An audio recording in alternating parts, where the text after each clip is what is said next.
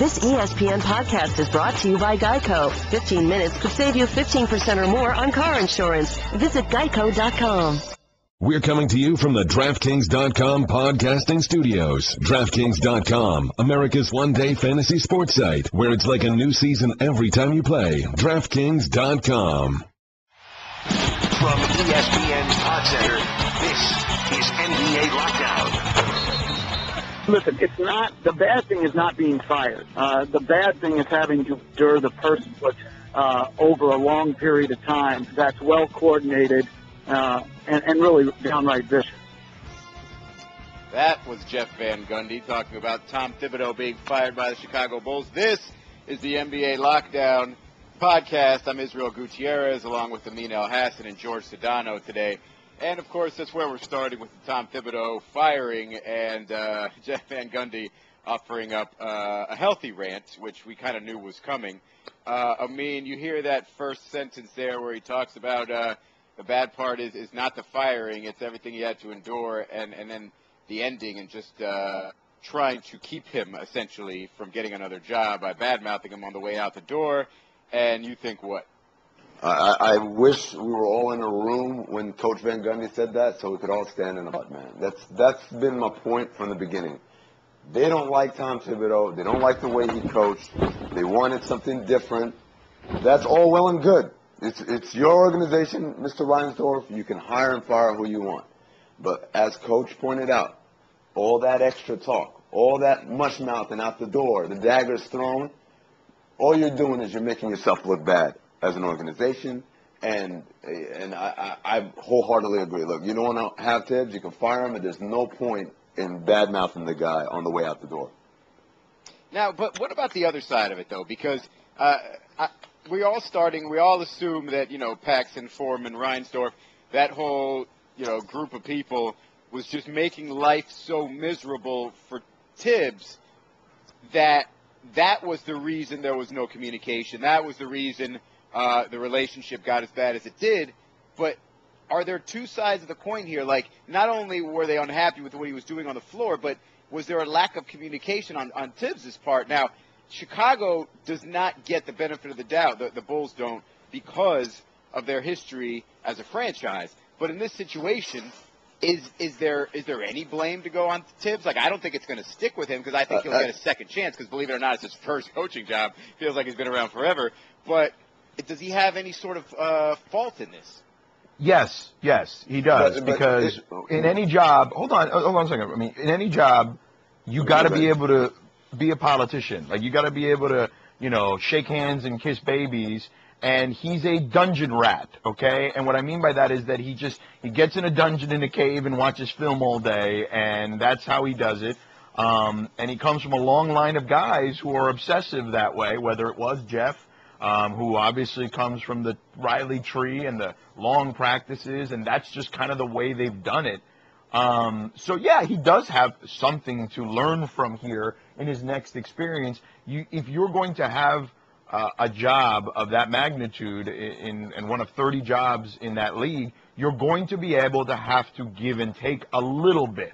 And one would assume that he'd learn from that. Now, I do think more of the blame should go on Chicago because of the history, as we pointed out. And the Reinsdorf family seems to put a lot of emphasis on the president or the general manager, whether it was Jerry Krause, and in this case, Foreman and Paxson. And we saw how Paxson went at Vinny Del Negro years ago. And again, Thibodeau, much like Del Negro, was a Reinsdorf hire. And then eventually, Foreman and Paxson were able to form this unit where they were able to oust Thibodeau and put Jerry on their side as well. So, but to ultimately answer your point, yes, of course he has to take some blame on this. Whether it was his relationship with the front office, the fact that they had to, according to reports, put guys on the injured list and tell the trainers, hey, make sure you tell him he's not available because if not, he's going to play him. All those things absolutely add up, and that it falls on him a little bit.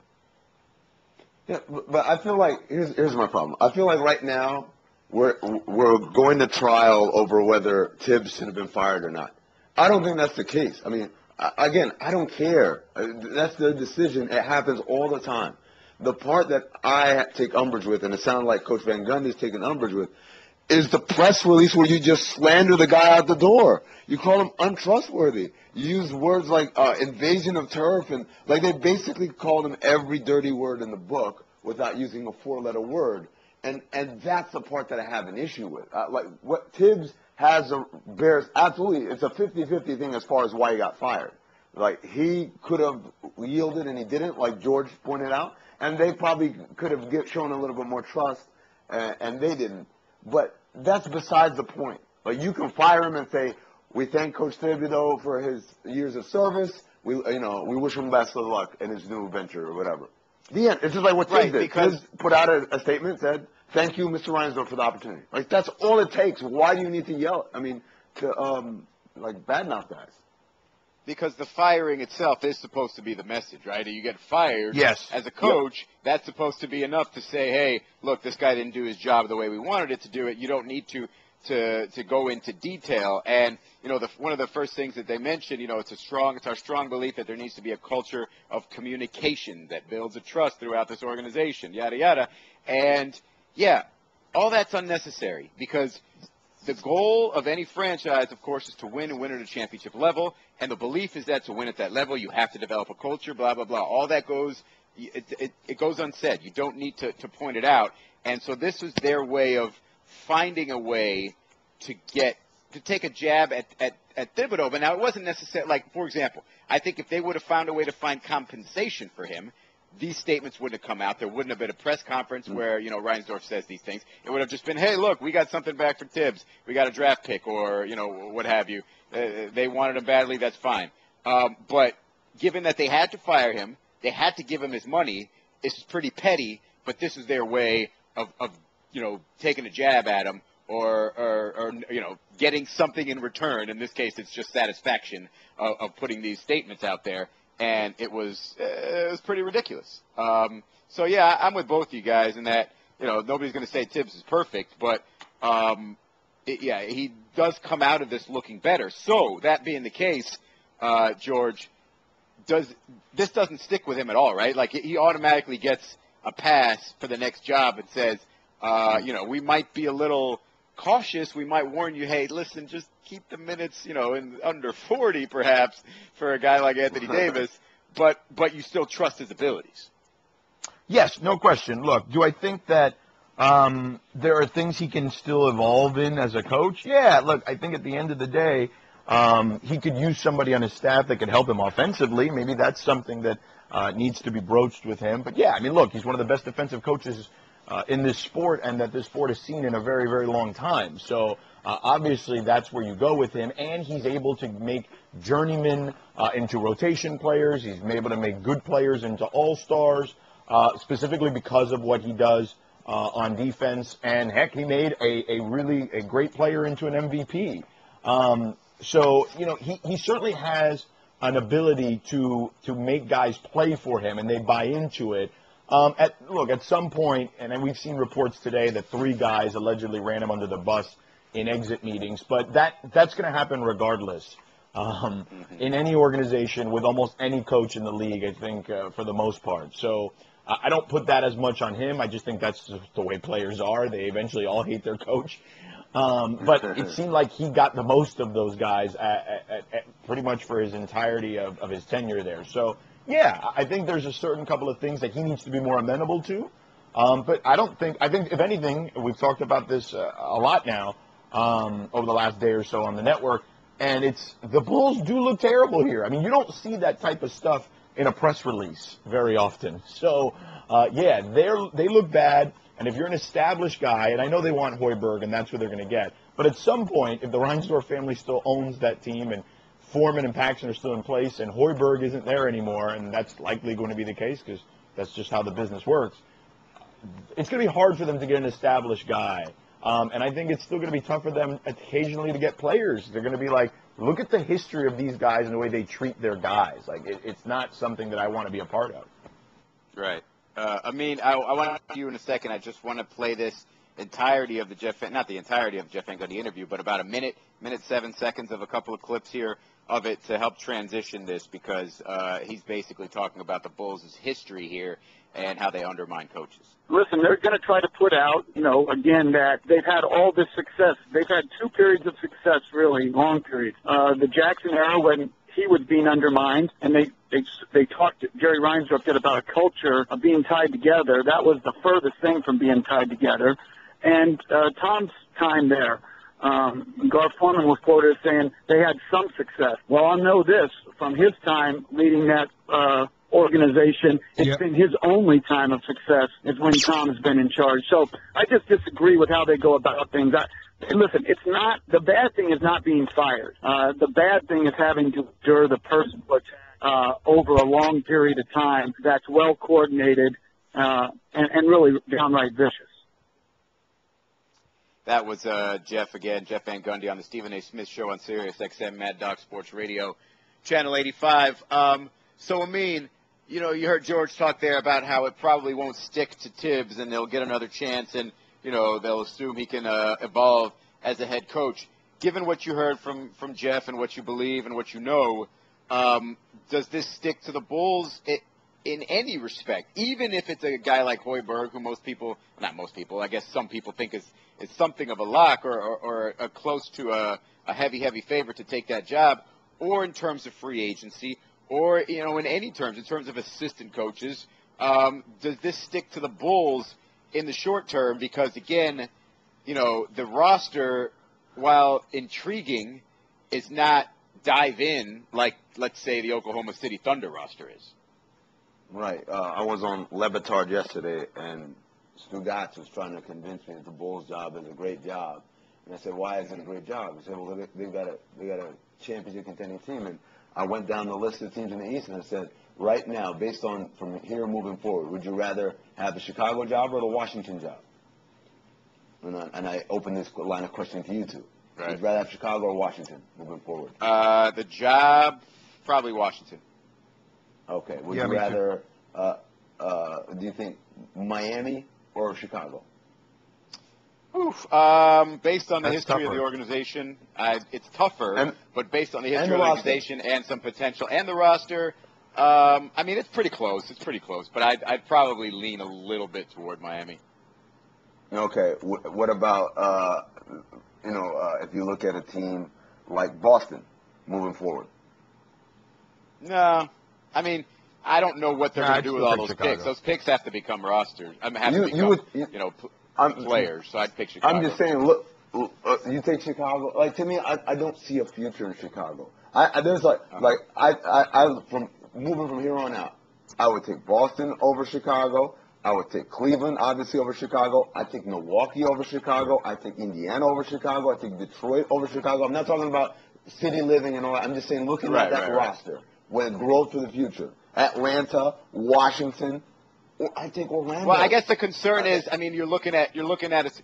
Your thinking is basically Derrick Rose not trustworthy health-wise, Jimmy Butler not the superstar you need to build around, and Pau Gasol and Joakim Noah are what, just not good enough. If you put the pieces together and put but if you put you assume some more health and that's kind of what their thinking is. Because you're not going to have 3-hour practices and you're not going to play these guys 40 minutes, basically. I don't think it works. It's not like not using the turbo button on the video game, where if you don't use it, the turbo comes back up and we're back to good. Those guys, you think Noah is? I think Noah is a broken dude right now. I just don't know that. I think Noah had broken season and has ended seasons kind of broken. Yeah. But I don't think Mirotic, I think, is a talent that could develop. We don't know about Doug McDermott. They probably need some point guard help and some depth. But, they have pieces. And Jimmy Butler, while he's not the guy to build around, he's an all-star caliber player next to other all-star caliber players when they're healthy.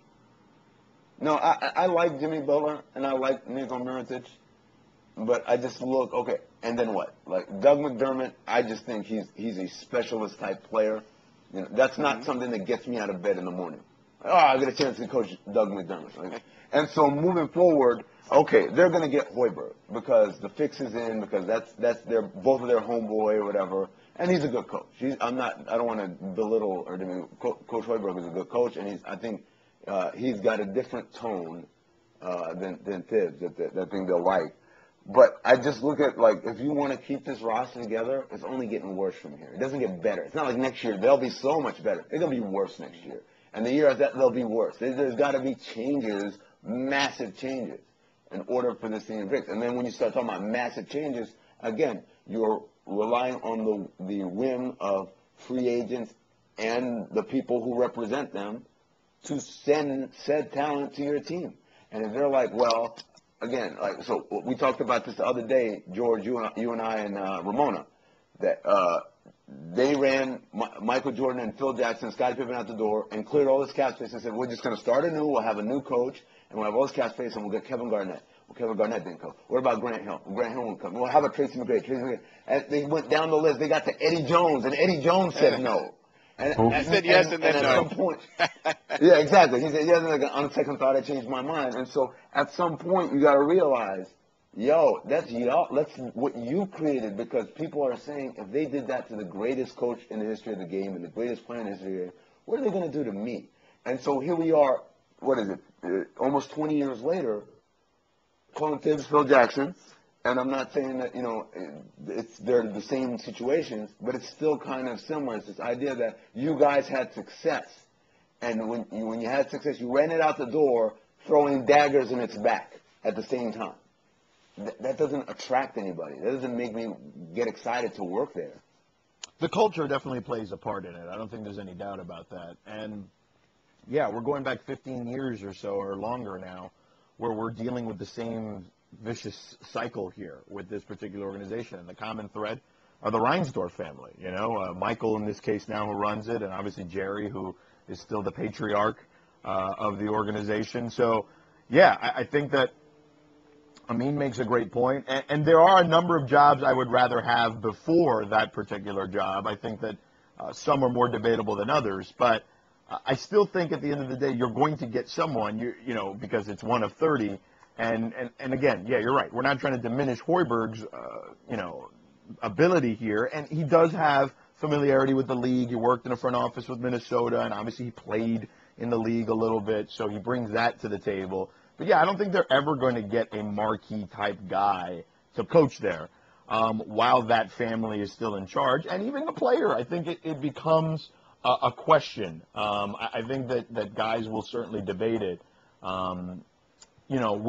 With Tibbs gone, if they have some success, maybe that changes as far as the players are concerned, because players just want to go where they can get paid and they can win. And that'll be up to Hoiberg to create that atmosphere, and we'll see what he brings to the table. But, yeah, I don't think it's an easy sell necessarily to go and work for that organization. Well, if it is Hoiberg, they're probably going to want to play fast, and they're going to understand shooting and spacing. And that means maybe there will be a spot for McDermott there, But anyway, really quickly, how bad is it? Because, when you talk about the landscape of sports, there's always these teams or these franchises that have these reputations as a bad place to work, mostly as a coach. But how bad is it? Because to me, I don't think it's that bad because, you don't know what it's like to work with these guys day to day. So obviously, you ask me and you or any of you versus asking somebody who's coached there, you're going to get probably two different answers. But to me, Chicago doesn't seem that bad because in my memory, I remember championships with Phil Jackson and I remember, playoff runs with Tom Thibodeau. So to me, you look at a Marlins team since I'm in Miami, that organization's ridiculous. The Oakland Raiders have a terrible history. In the NBA, the Knicks. Like George said, yeah. The Knicks it's a place you want to coach, even though you don't want to coach for Dolan or for that organization. But the Kings have been a mess. They went through 4 coaches in a minute. Yeah. So I don't know. How bad is it? Because to me, they're not even close to the bottom. No, they're not close to the bottom, but they're nowhere near the top either, is I think the point. But yeah, look, they're not the Raiders or the Marlins or the Knicks or some of these other organizations we're talking about. But I think what happens is when you constantly see this resurface, we're kind of forgetting, we're talking about Phil Jackson, but we're kind of forgetting that Vinny Del Negro was a Jerry Reinsdorf hire. Remember, these guys wanted other guys. Foreman and Paxson wanted other guys. One of them wanted Doug Collins, I think, in that job, and I don't remember who the other one wanted at the time. But Jerry Reinsdorf trumped them. They wanted Vinny Del Negro, and they spent a lot of time undermining Del Negro, who, look, wasn't the greatest coach there. But, I mean, did he deserve John Paxson and him, like, basically trying to go, fisticuffs there? Like, I mean, the reports were there where Paxson, like, and him went at it physically. Like, that kind of environment isn't something where people want to be, Like, that's crazy. Yeah, I don't know. I think at some point, I don't know if I said this on the other show, the other podcast the other day, or was it last week, but if people keep walking by your house and smelling crap, and you say, well, it wasn't me, I had some guests over, it wasn't me, that was my cousin, it wasn't me, it was my buddy, at some point people don't care. Your house always you got a smells smelly like crap. house? I don't care who's, yeah, you got a smelly house. Yeah, you got a smelly house and bad bowels, apparently. And maybe terrible plumbing.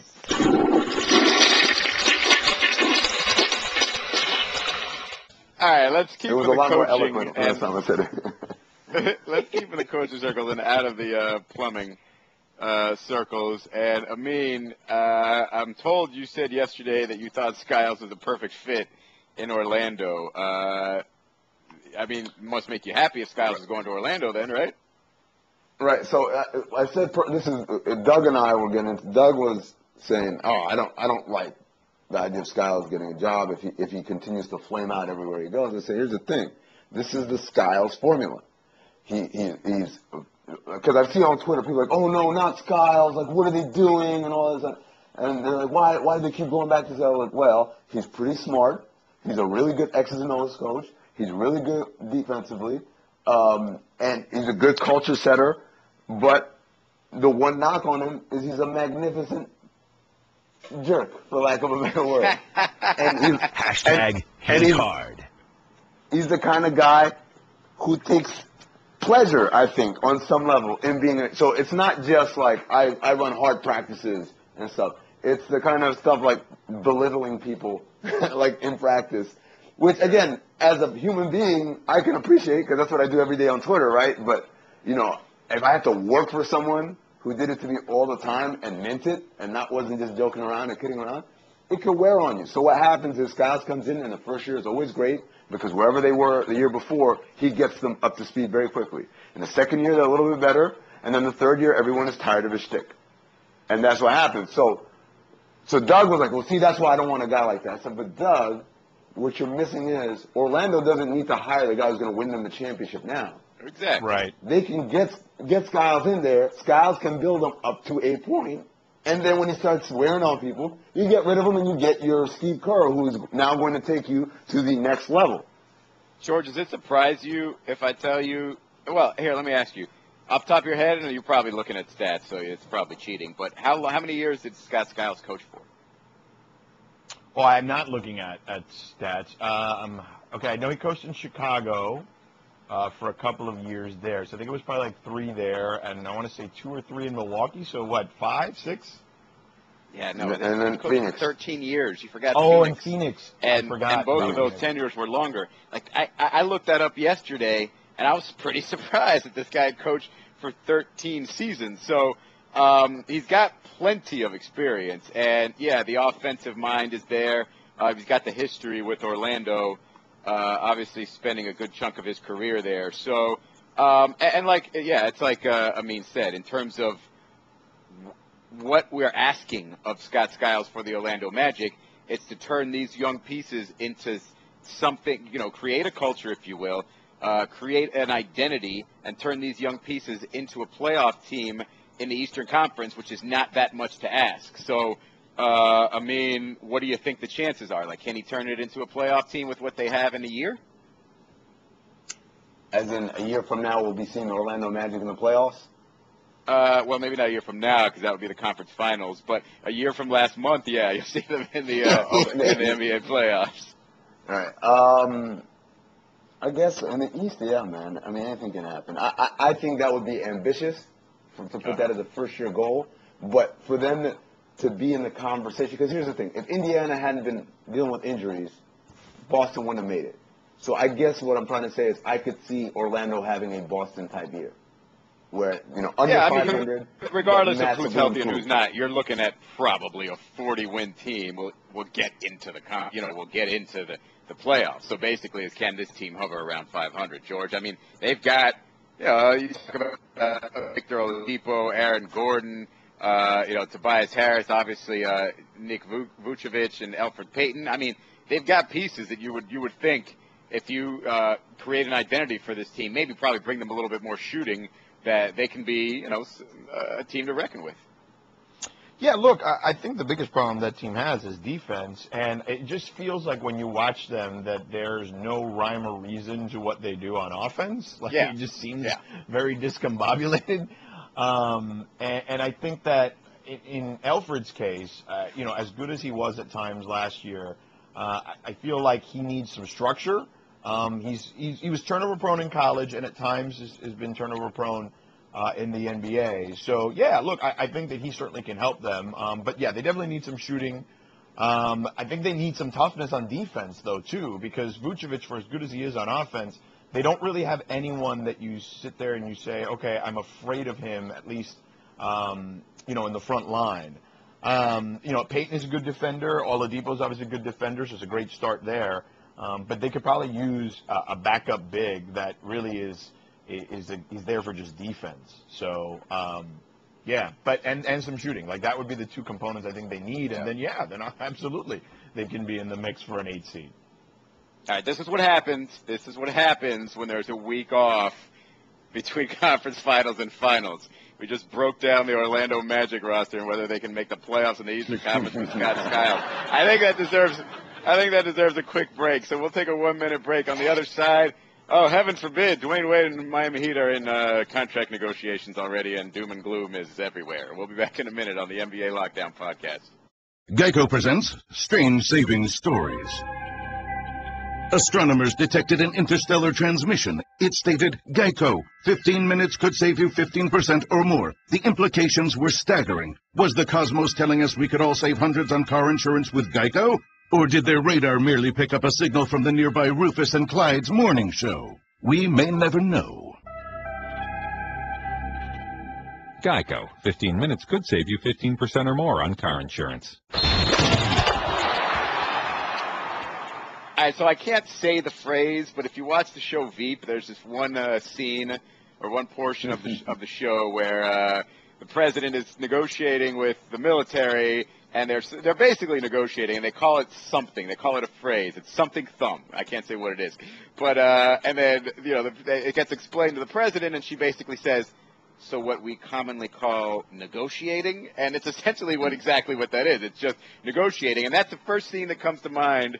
First of all, because I'm a crazy Veep fan, but when I saw this news yesterday from Dwyane Wade, reportedly from the Miami Herald, considering the option of looking at other teams if the Heat's offer does not improve, and basically Dwyane's got an opt-out. Next year he's in for $16+ million if he sticks with the with this contract, or he can opt out this year and sign a longer-term deal. And apparently early on, heaven forbid, the Heat starting off low, and Dwyane Wade's goal is to get much more money than that. So there's a lot of discussion about, will Dwyane Wade ever leave? Will Pat Riley break his Heat Lifer campaign after just 1 year and crush the whole idea of family first and everything else? Is there much to this, or, does this sound like the beginning of what we call in sports contract negotiations? Oh man, this is awesome. This is awesome contract negotiations. But I think it's so funny because me being here in Miami to experience this story, which in my mind would have been a non-story, I think, if I were anywhere else. Right. But just seeing people lose their mind over this is just hilarious. It's hilarious. Here's the thing. Dwyane Wade, this is why Dwyane Wade wants to opt out, renegotiate. He left money on the table. He opted out of 2 years, $40-some-odd million guaranteed, so that Pat Riley could, A, convince LeBron to stay, by B, upgrading the talent. Well, so this is LeBron's fault too. It is kind of LeBron, but basically Dwyane Wade is like, okay, LeBron left. can I have my money back now since that plan went up in smoke? And I want to be careful when I say this, but Pat Riley has a little bit of a history of you sacrifice for what's good for the team and the franchise and the organization, but that's only if it's you. Me, not so much, right? Like Pat Riley doesn't get to take that. It's not two-way. Yeah, absolutely. It's not two-way. And I think there's a part of that like Dwyane Wade is now it's hitting them like, whoa, hold on, you guys now you want to play like that, and after all I've done for the organization, and so that's the other part of it. Part of it is just negotiation, so I can figure out what my options are out there. The other part is, it hurts a little when you take the sacrifice and it doesn't work out, and then they don't reciprocate. By the way, I want to point out something to everybody. Dwyane Wade has a player option for $16.5 million. He has to opt out. He has to notify the league by June 30th that he's intending to opt out. So without knowing if there are teams out there willing to pay you the money you're looking for, it's hard to make that decision before. It's not like he can wait till July 5th and then say, oh, never mind. Exactly. That's what, the Heat would be banking on, was that the market won't set much higher than what they're offering, if at all higher. The danger with that is not, there's a different set of rules when it comes to the franchise player. You deal with this guy and you deal, in the player's minds out of respect. You negotiate out of respect, not based on the market. And that's where it becomes dangerous there, because if you're the Heat and he goes on the open market, and maybe he does find that the market isn't what he thinks it is for him. But you know what? If it's close, then you deal with, well, I didn't feel like I was respected by my organization, so I went somewhere else. And in that case, you're willing to lose money. In that case, you're willing to just try to make a point. Now, it might not be the smartest thing to do. You might just be being stubborn and everything else and being too prideful, but it's something that happens. So basically, if Dwyane's going to opt out on that June 30th date, the Heat has to know whether or not he's going to re-sign with them. Because if he hits the market and says, oh, well, they're offering me more, or they're offering me as much, I gave you every opportunity, come on now, he might – I don't see that happening, but that's a danger involved there. So, George, the Heat has to play that game, and as well as play this game where, okay, let's say we have to give in and give Dwyane, let's say, close to max money. Well, we can still afford everybody else, Goran Dragic, Hassan Whiteside in 2016, Chris Bosh, the number 10 overall draft pick, whoever else. They have to decide, okay, are we going to be good enough to make championship-level runs with that group, or do I have to sort of damage the whole idea of, Dwyane Wade is ours and no one else's, and, it's culture this and family that, and damage, potentially the way they're viewed across the league? Like, do you think that group would be good enough? Or do you think Pat has to look the other way and say, man, I don't know if we can commit this much to Dwyane Wade because it will hamstring us in 2016, 17, and 18? This is a really messy situation because of everything you just pointed out. Yeah. No, I mean, look, I think it's a complicated situation because of what you just pointed out. Because I don't think that team, unless they get really fortunate with the teams around them they're competing with, they need to get lucky to win in that situation with that said team that you're talking about. They're basically a team of doubles hitters, in my opinion, at that point. Yep. And they need more than just that, unless whoever they draft turns into a star, and we can't count on that right now. So this is what makes it tough. As Amin pointed out, Dwyane has left a lot of money on the table. Over the last 4 or 5 years, basically, he's left somewhere between $20 and $25 million on the table, sacrifice, family, yada, yada, yada. So I get that aspect of it. And I get why he would say, okay, hey, I did this. Can you guys help me out here a little bit? Okay, I brought the 3 championships. Okay, LeBron came here because of me. I brought you the first one. Remember we did the Mark Cuban? Remember that? That was all fun. Remember? So I dragged Antoine Walker and Jason Williams and all those guys to a championship. So remember that too. Okay, you wouldn't have one if it wasn't for me, and then obviously you wouldn't have the other ones. So I get that aspect of it. But the other part of it is what Pat is looking at. Is Pat thought that look, here's what Pat made the mistake. He underestimated LeBron's value in a lot of ways. Okay, he overestimated the impact LeBron had coming to Miami and then leaving too. Okay, I think Pat got caught up in that. And that's happened with Pat before. You of all people should know the way the thing turned out with Shaq.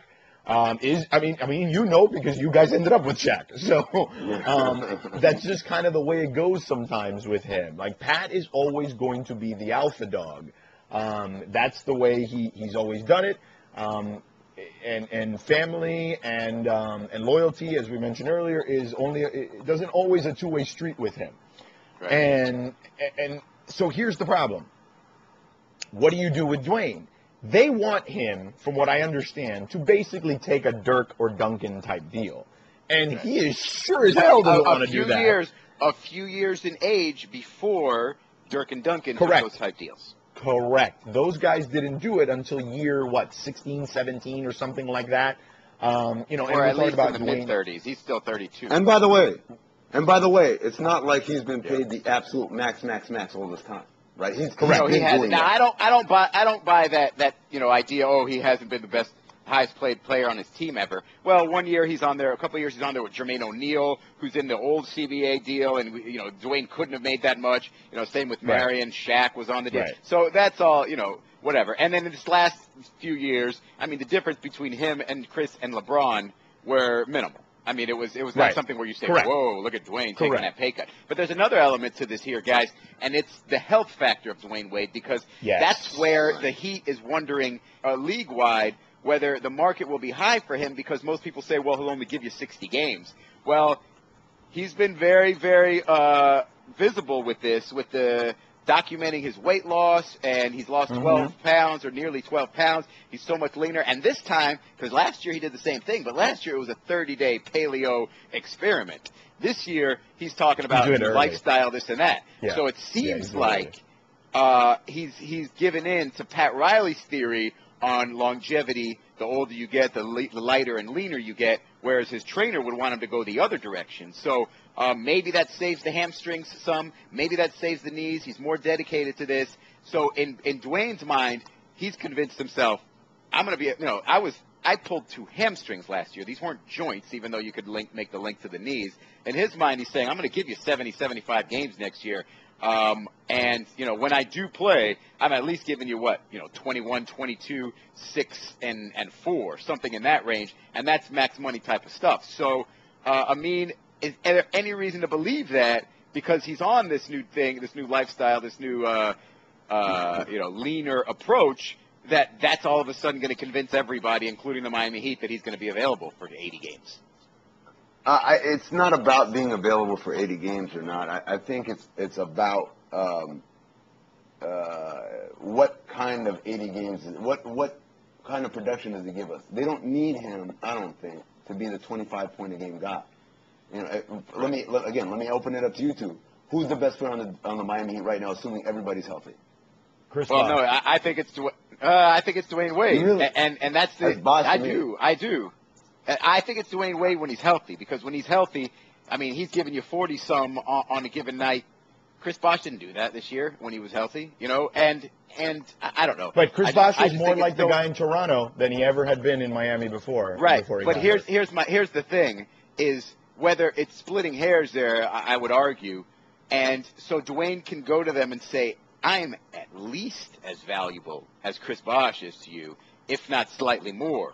So look at what Chris Bosh is making. So you're going to tell me that next year I will have fallen off so much to the point where I deserve half of that? Like, he's still at the point where he wants to get paid for what he's worth.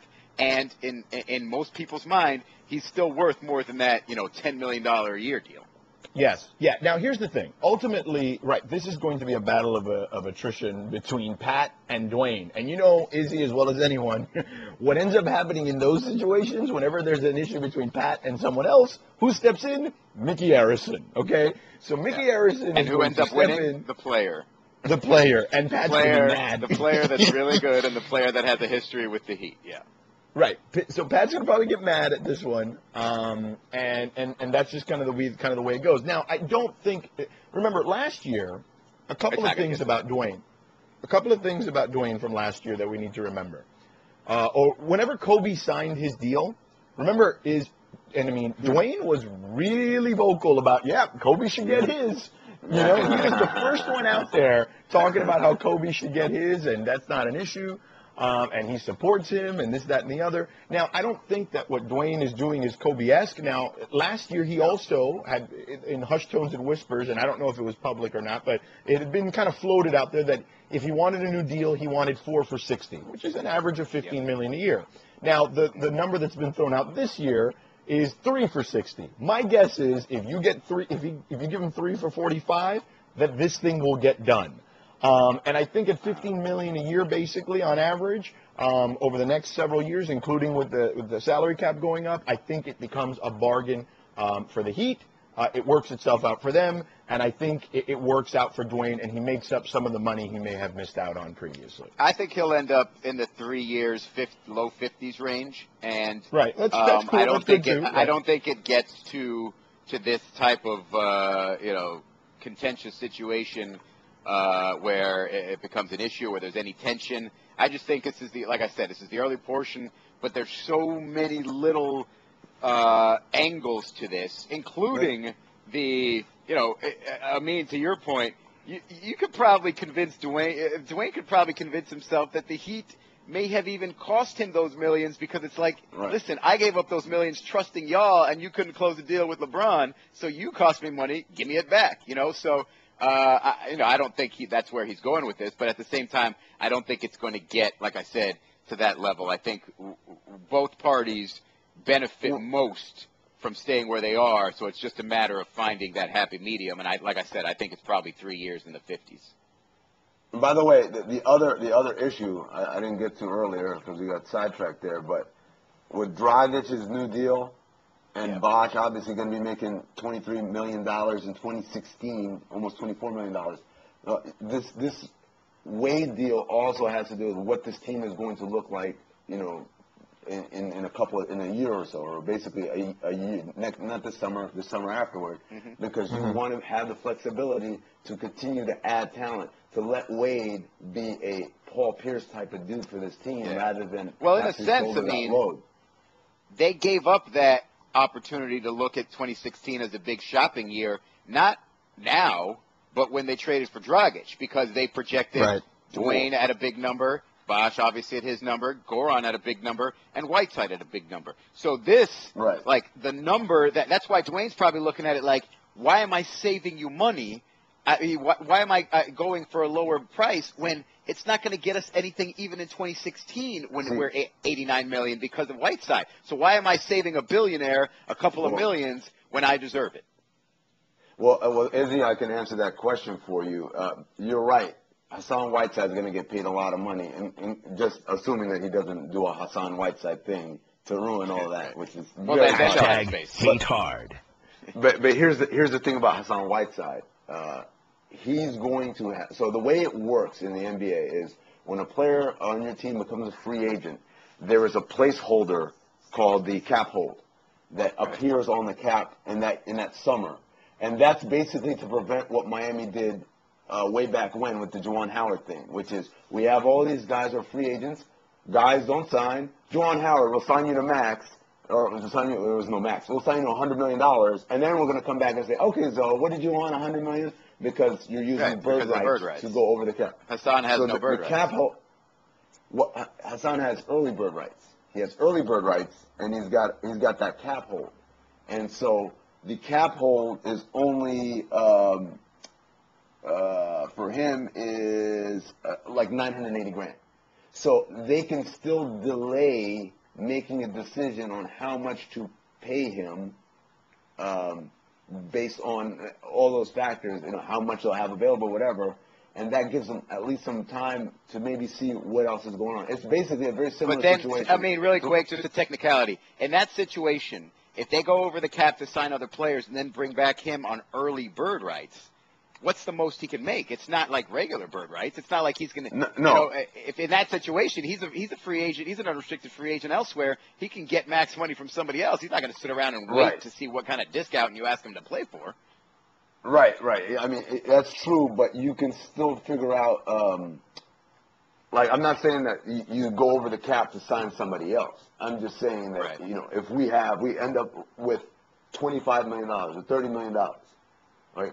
How much of that can we rearrange between Whiteside and whoever you want to go get, and that gives you some time. I guess like the decision doesn't have to be made like July 1st is what I'm trying to say. Is it gives you a little bit of time to figure out what you're going to do, or if there's a better opportunity out there even.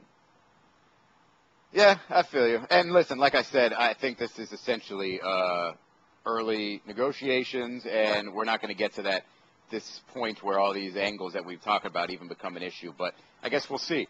But that's going to wrap it up for this edition of the NBA Lockdown Podcast for Amin, Elhassan, and Jorge Sedano. I'm Israel Gutierrez. Thanks for listening. Next week, there's still a few more days before the final starts on Thursday, but we'll have something to talk about. Promise. Talk to you then. Thanks for listening to NBA Lockdown on ESPN Radio. For more great podcasts, check out the Pod Center page on ESPNradio.com.